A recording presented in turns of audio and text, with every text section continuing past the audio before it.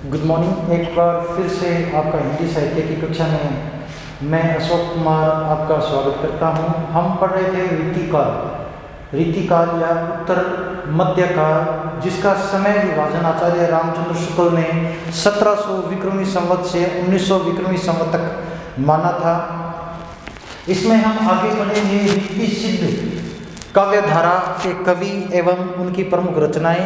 रीति सिद्ध काव्य धारा में ऐसे कवियों को आचार्य रामचंद्र शुक्ल ने वर्णित किया है जिन्होंने काव्य शास्त्रों पर लिखी गई प्रमुख रचनाएं नहीं लिखी या रीति काल की प्रमुख जो संकल्पनाएं थी, परिकल्पनाएं थी, उनका ध्यान न रखकर बिल्कुल स्वच्छंद रचनाएं लिखी। और जो संस्कृत काव्य शास्त्र है उसमें जो छंद विधान है, छंद विधान, रस, अलंकार, नायक नायिका भेद, नक्षिक वर्णन, ऋतु वर्णन, इन श्रृंगार वर्णन, इन सब विशेषताओं का ध्यान न रखते हुए इन सभी रीतियों का पालन करने के से मुक्त होकर अपनी कविताओं को लिखा। लेकिन फिर भी समय और परिस्थितियों के कारण, समय और स्थान के कारण इनकी कविताओं में, इनके काव्य में रीतियां अपने आप सिद्ध होती चली गई। इस धारा के कवियों ने अधिकतर मुक्तक काव्य का निर्माण किया और उसमें श्रृंगार रस, वीर आदि रसों का चित्रण किया, परंतु उनके लक्षण उपस्थित नहीं किए। इस कारण इस वर्ग के कवि आचार्य न होकर केवल कवि ही थे। इस धारा के कवियों में बिहारी का नाम सर्वप्रथम और सर्वोल्लेख में आता है। बिहारी की एकमात्र रचना बिहारी सतसई हमारे इतिहास, हिंदी काल के इतिहास में मिलती है। रीति सिद्ध काव्य धारा में बेनी सिंह, नेवाज, रसनिधि, सेनापति व कवि वृंद आदि का समावेश किया जाता है। इन सभी कवियों की रचनाओं में श्रृंगार रस की प्रधानता, अर्थात संयोग श्रृंगार रस और वियोग श्रृंगार रस की प्रधानता देखने को मिलती है। इस युग के पहले कवि थे बिहारी कवि का जन्म 1595 ईस्वी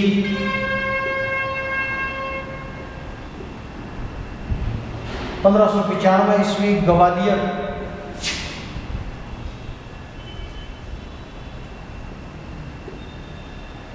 वसुआ गोविंदपुर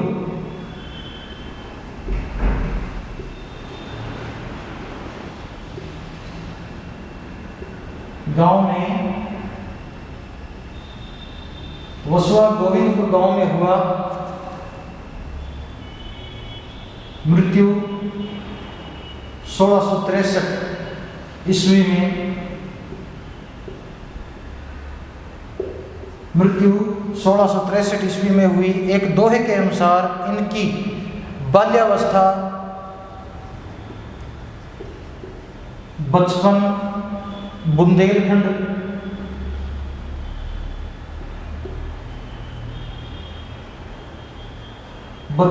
बुंदेलखंड में बीता।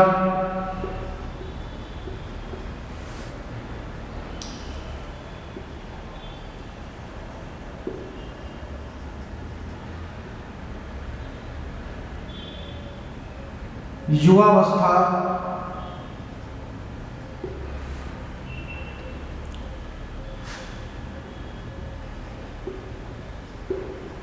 मथुरा में,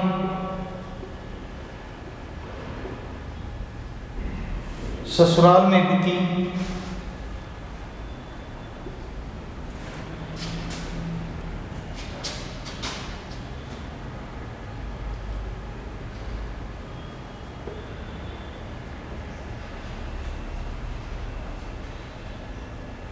जयपुर नरेश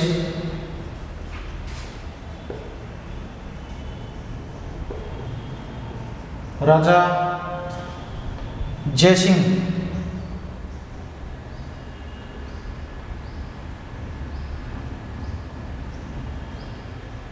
के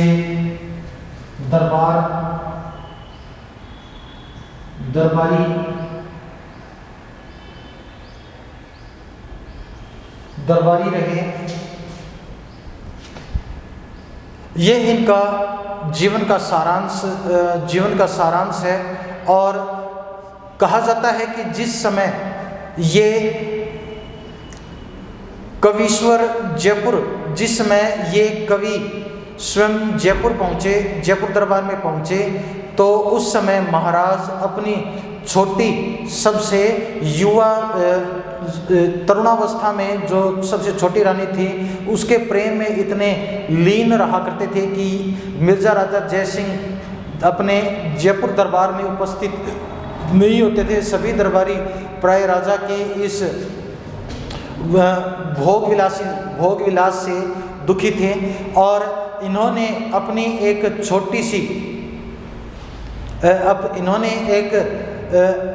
छोटा सा दोहा श्लेषोक्ति में लिखकर भेजा कि नहीं पराग नहीं मधु नहीं विकास इह काल, अली कली ही सो बंध्यो आगे को हवाल। अर्थात अभी तो रानी तरुणावस्था में है, अर्थात छोटी अल्पायु में ही है, और अभी इसके अंग प्रत्यंग का कोई विकास नहीं हुआ है। तो भी राजा जयसिंह का उसमें राजा जयसिंह की उसके जो वो उस पर इतने अपनी नवोडा रानी पर इतनी आसक्ति है। जब वह पूर्ण युवावस्था में आएगी, उसके अंग प्रत्यंग और ज़्यादा बढ़ जाएंगे, अंग प्रत्यंग की शोभा बढ़ेगी, तो राजा का क्या हाल होगा। तो यह दोहा पढ़ते ही राजा स्वयं अपने महल से बाहर निकल आए और तभी से बिहारी का अपने दरबार में बड़ा ही मान सम्मान किया।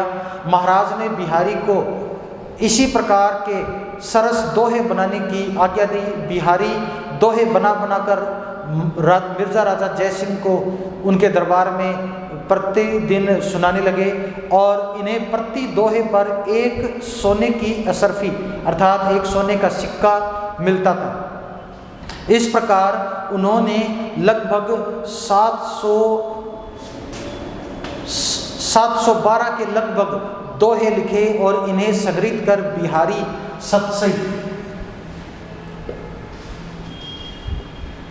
एकमात्र ग्रंथ या रचना बिहारी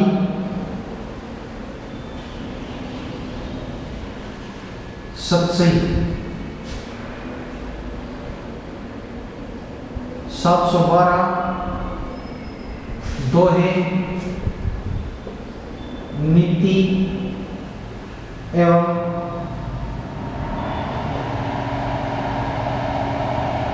श्रृंगार दोहे मिर्जा राजा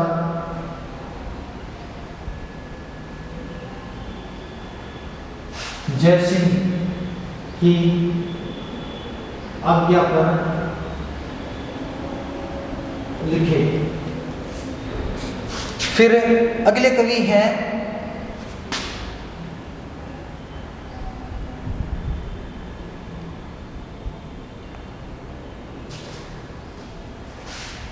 फिर इनके बाद दूसरे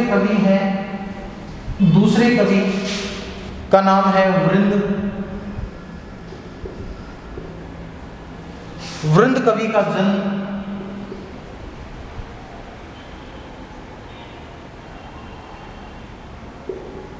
1643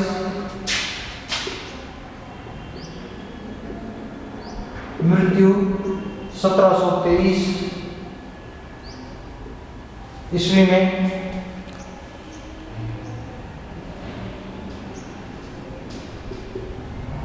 मेड़ता मेड़ता निवासी एवं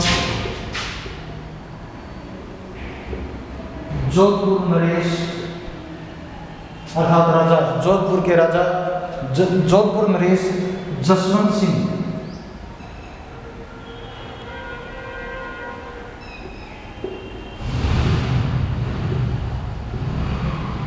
के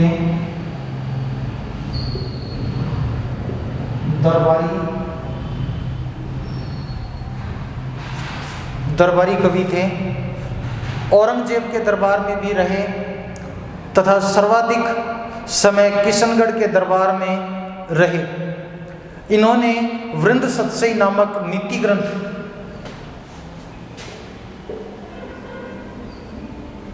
प्रमुख ग्रंथ वृंद सतसई 700 दोहे लिखे। इसके साथ में यहाँ मैं बताता हूँ कि जोधपुर नरेश जसवंत सिंह के अलावा ये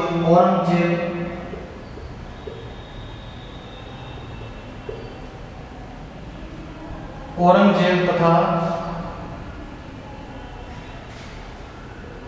औरंगजेब के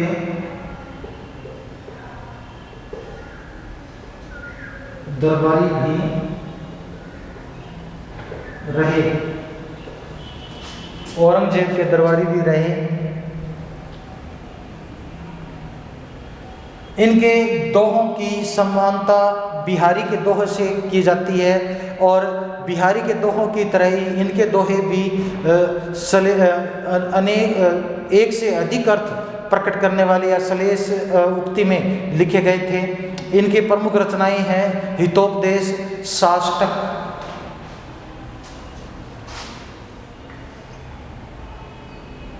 अन्य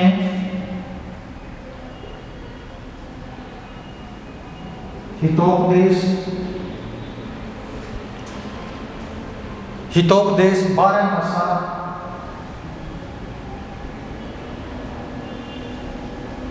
हितोपदेश 12 मासा, साष्टक,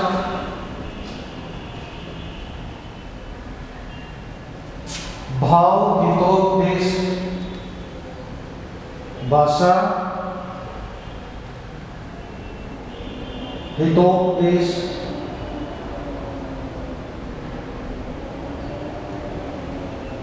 आदि इनकी प्रमुख रचनाएं थी। फिर रीति सिद्ध काल के तीसरे कवि हैं कवि सेनापति। कवि सेनापति का जन्म 16वीं सदी में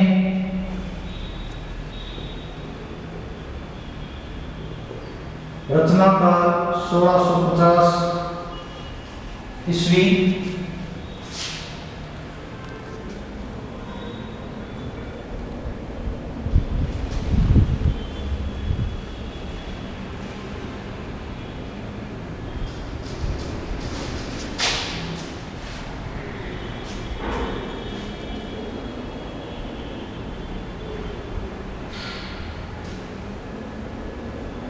इनका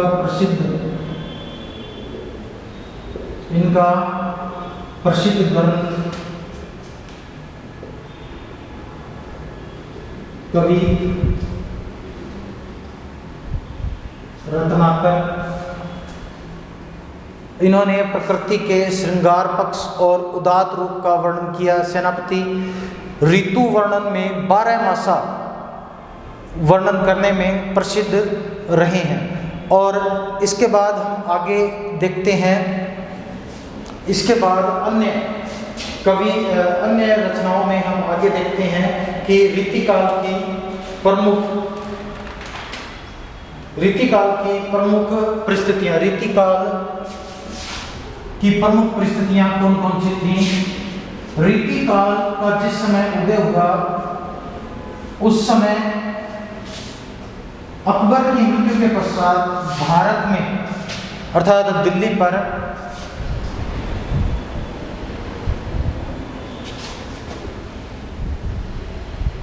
रीतिकाल की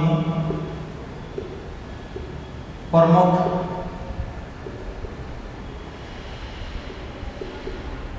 परिस्थितियां, पहली है राजनीतिक परिस्थिति के अंतर्गत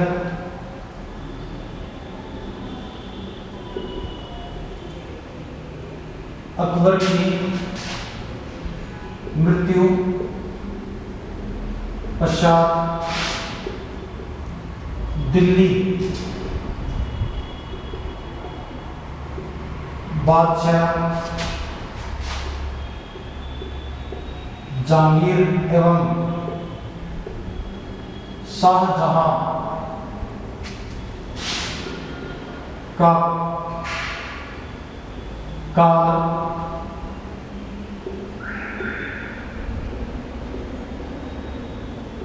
भोग विलास,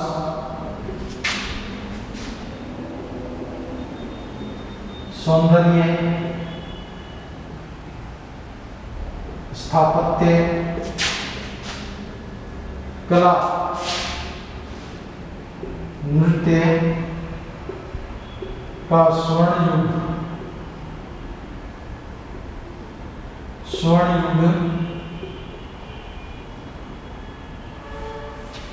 युग था।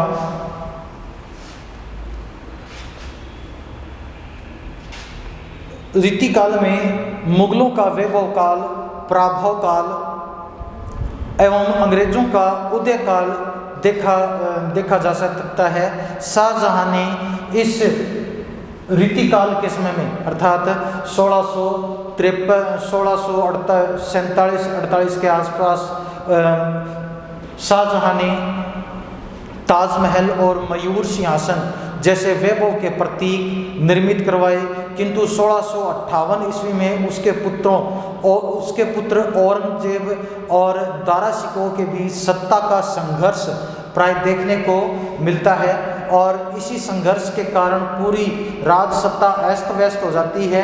किंतु उसकी कट्टरवादिता और असहिष्णुता, औरंगजेब की कट्टरता और असहिष्णुता के कारण हिंदू राजाओं ने अलग अलग राज्यों में उपद्रव करने शुरू कर दिए। इन उपद्रवों को दबाने में जैसे पंजाब में सिखों के उपद्रव, महाराष्ट्र में मराठों के उपद्रव और बुंदेलखंड के उपद्रवों को दबाने में औरंगजेब का पूरा जीवन व्यतीत हो गया। और इसी समय नादिर शाह का आक्रमण हुआ और नादिर शाह के आक्रमण में 1738 के समय मुगल बादशाहों की स्थिति पूरी तरह डामाडोल हो चुकी थी। अंग्रेजों ने इस बात का फायदा उठाया और 1761 ईस्वी में अहमद शाह अब्दाली के आक्रमण के समय विदेशी जो व्यापारी के रूप में अंग्रेज भारत में आए थे, उन्होंने भारत में सत्ता का केंद्रीकरण हथिया लिया और 1803 में के लगभग पूरे उत्तरी भारत में अपना आधिपत्य स्थापित कर लिया और ईस्ट इंडिया कंपनी की लगभग शुरुआत हो चुकी थी। इस तरह दूसरा है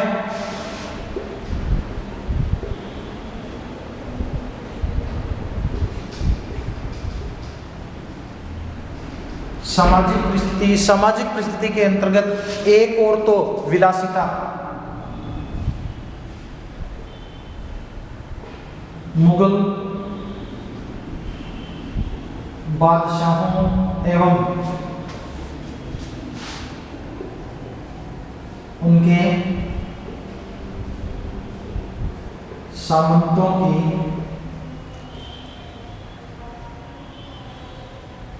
विलासिता,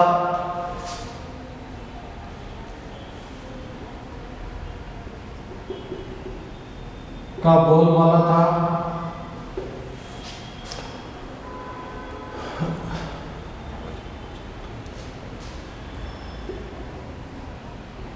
गरीब जनता पर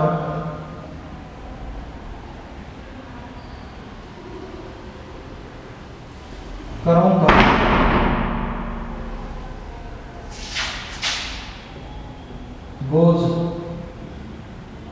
बोझ बढ़ा। रीतिकाल में प्राय सभी सामंत और राजा बादशाह सभी का ध्यान भोग विलास और अपने आमोद प्रमोद सुरा और सुंदरी में उनका पूरा जीवन ग्रस्त होता जा रहा था। हिंदू जो समाज था, मध्यम वर्ग भी उन्हीं के अनुकरण में लीन रहता था और सामान्य बात थी कि समाज में काम प्रवृत्ति मुस्लिम शासकों के अंधानुकरण के कारण हिंदू समाज में भी हिंदू राजा और मध्यम वर्ग भी प्राय काम प्रवृत्ति की प्रधानता रखने लगा। काम कला की शिक्षा देने वाले घटिया शिक्षक सभी जगह मौजूद थे। विलासी माता पिता की संतानें भी अनैतिक कार्यों में लगातार प्रवृत्त रहती थी। इसी कारण समाज का नैतिक पतन हो चुका था। समाज में स्त्री की भूमिका केवल अब एक उपभोग मात्र रह चुकी थी। राजा और सभी प्रजा, राजा जैसी राजा वैसी प्रजा वाली उक्ति पूर्णतः चरितार्थ इस समय हो रही थी। तीसरा है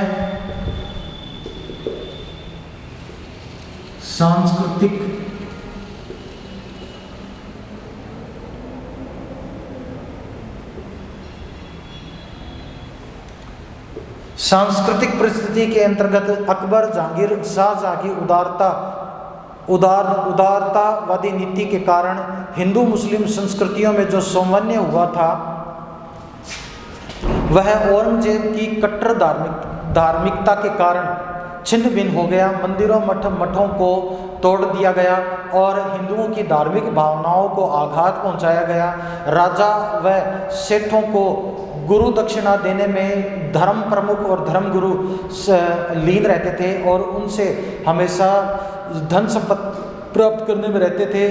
समाज गरीब जनता और राजा के बीच जो धर्म गुरु थे, पुजारी थे, वे केवल बिचौलिया बनकर रह चुके थे। राजा की जो मनमानी लूट थी उसका वह देवी अधिकार के रूप में समर्थन करते थे और गरीब जनता को प्राय ईश्वर आस्था में लीन रहने का या ईश्वरीय न्याय की प्रतीक्षा करने की हमेशा हिदायत दिया करते थे। साहित्यिक परिस्थितियों के अंतर्गत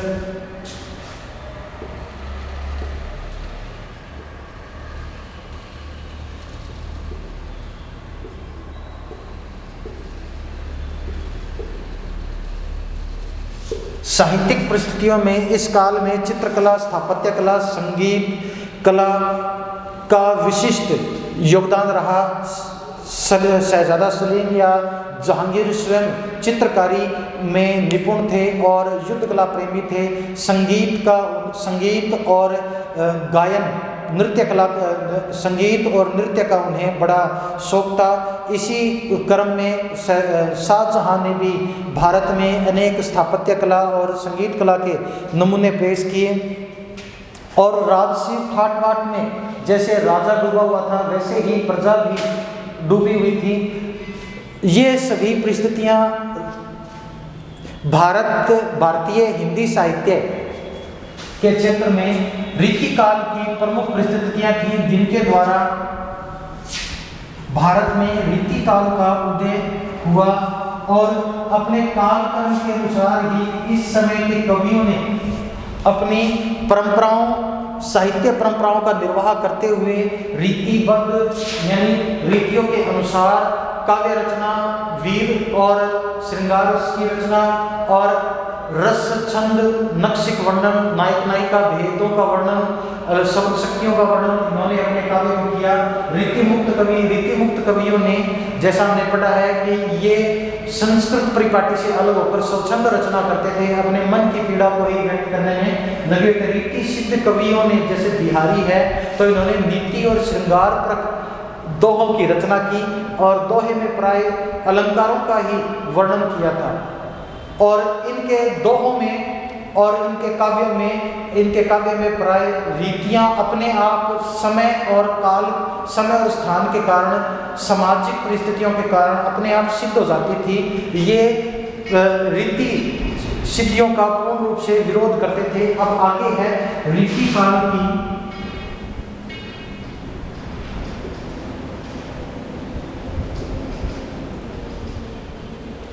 प्रवृत्तियां या विशेषताएं। रीति काल की प्रमुख प्रवृत्तियां जो है वह लक्षण ग्रंथों की रचना, लक्षण ग्रंथों की रचना। लक्षण ग्रंथों की रचना के अंतर्गत नायिका भेद, रस, छंद, अलंकार आदि विषयों पर ग्रंथों की रचना इस समय में सबसे ज्यादा की गई। दूसरा है कि कवि व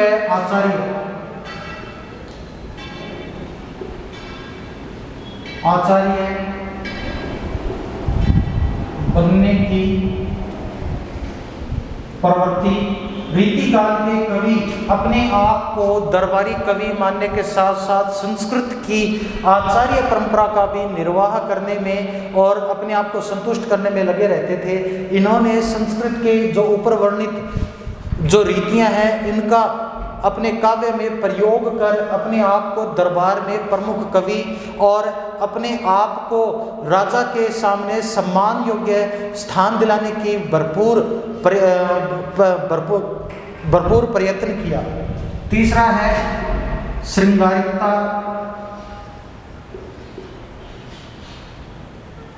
श्रृंगारिकता के अंतर्गत श्रृंगार रस, अलंकार, नायिका भेद,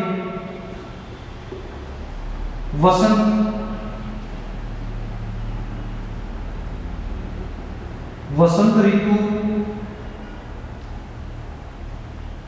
आदि का वर्णन करके कवियों ने प्राय अपने आश्रयदाताओं को प्रसन्न करने का भरपूर भरसक प्रयास किया। नायिका के अंग प्रत्यंग की शोभा अपने काव्य में प्रकट करके शारीरिक बनावट व नक्शिक वर्णन के द्वारा अपने आश्रयदाताओं को प्रसन्न करते रहते थे।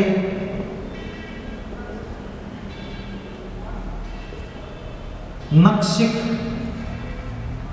वर्णन के अंतर्गत नायिका के अंग प्रत्यंग के भेदों का वर्णन प्राय अपने आश्रयदाताओं को प्रसन्न करने के लिए रीतिकालीन कवि खूब मनोहारिता के साथ करते थे और शब्द विन्यास है, शब्द रचना है, उसके अंदर अपनी मर्यादा की सीमा भी लांघ जाते थे कि अपने आश्रयदाता को जहाँ तक हो सके वे प्रसन्न कर सकें। पांचवा है वीर काव्य, सेनापति, मतीराम, भूषण आदि में आश्रयदाता के